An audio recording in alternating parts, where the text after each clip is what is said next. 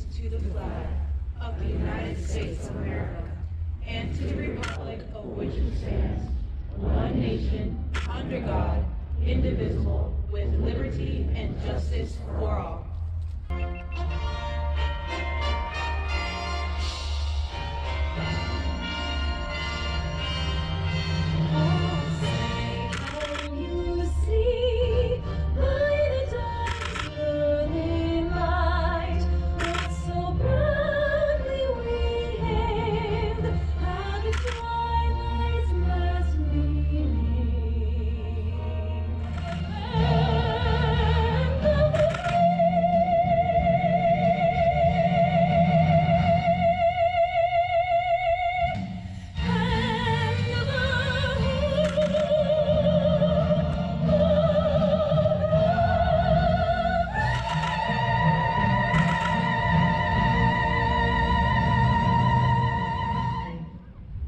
At this time, it is with great pride.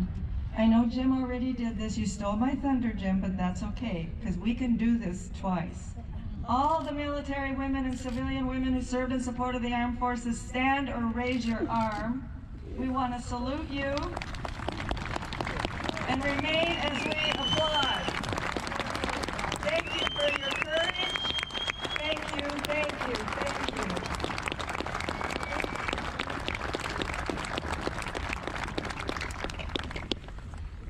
Today we honor you, and today we thank all those men and women who helped us achieve that recognition. We are grateful to Glenna Goodacre for shaping the clay and casting in bronze that which brings us and our nation visible recognition, helping to heal the invisible wounds of war. I will repeat our gratitude, as Jim has done, to the National Park Service for their stewardship of our memorials. And we are deeply grateful to all our volunteers, usually dressed in yellow, who go above and beyond in assisting the thousands of visitors who come here this year.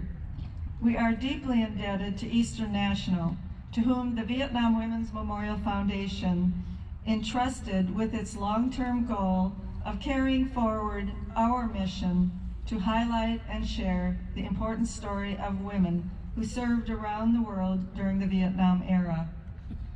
And we are grateful to the Vietnam Veterans Memorial Fund, chaired by John Dibble, and to Jim Knotts, its president, and to their board and to their staff for helping us plan and coordinate this event, along with the thousands of donors and volunteers.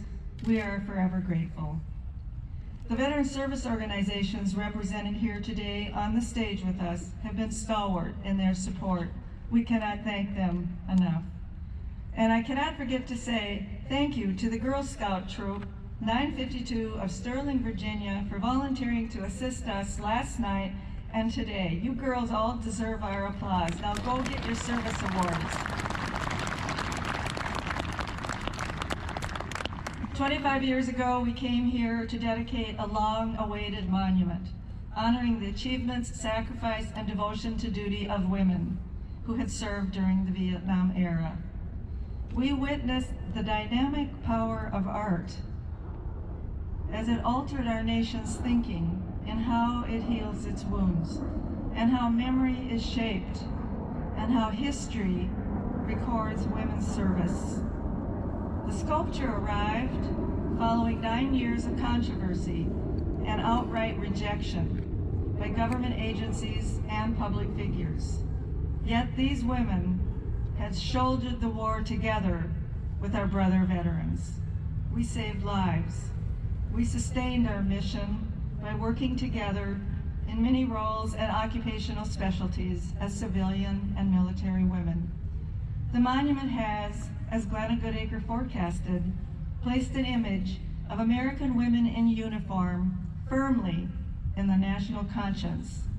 It was a first on this national mall, and it serves, in Admiral William J. Crowd's words, as a shining beacon for future generations of America's women. 105 years ago, we gathered at this sacred place to dedicate the Vietnam Women's Memorial, the first memorial on our nation's mall to honor the military service and sacrifice of military women. All the wars and the multitude of statues in Washington, D.C., and not one, recognizing the service of women to our military, even though we've been by our brother's side since the founding of this nation. Not one, folks, not one. Until a young Vietnam veteran, Diane Carlson Evans, attended the dedication of the 3 servicemen in 1984 and asked, "Where am I? Who wore my boots?" She was told that was representational art, so the women were represented by one of the men. That's when this Vietnam veteran, wife and mother of 4 youngsters at that, determined that there needed to be a memorial to honor the service of military and civilian women. 265,000 women served in Vietnam and around the world during that difficult time in history. And we can't say that enough because a lot of people do not realize the number. Leonardo da Vinci, not only a great artist, but also a great inventor, said, "It has long since come to my attention that people of accomplishment rarely step back and let things happen to them. They went out and happened to things." Well, Diane went out and happened to things, and regardless of all the pushback that we got, she kept going. And I was always proud to be there with her. But she's certainly one of those people that Leonardo da Vinci was talking about. She went out and made things happen. She started on this quest in the early 80s. When she first contacted me around July of '84, she explained that what she was doing and that she needed help from active duty people. You see, many active duty military did not want to be part of anything connected to Vietnam. You remember. Some military, as well as civilians, saw Vietnam as a failure. We were met with suspicion and hostility when we came home. The public had blamed the military instead of laying it at the feet of the politicians who control the fighting from the comfort and safety of their office armchair.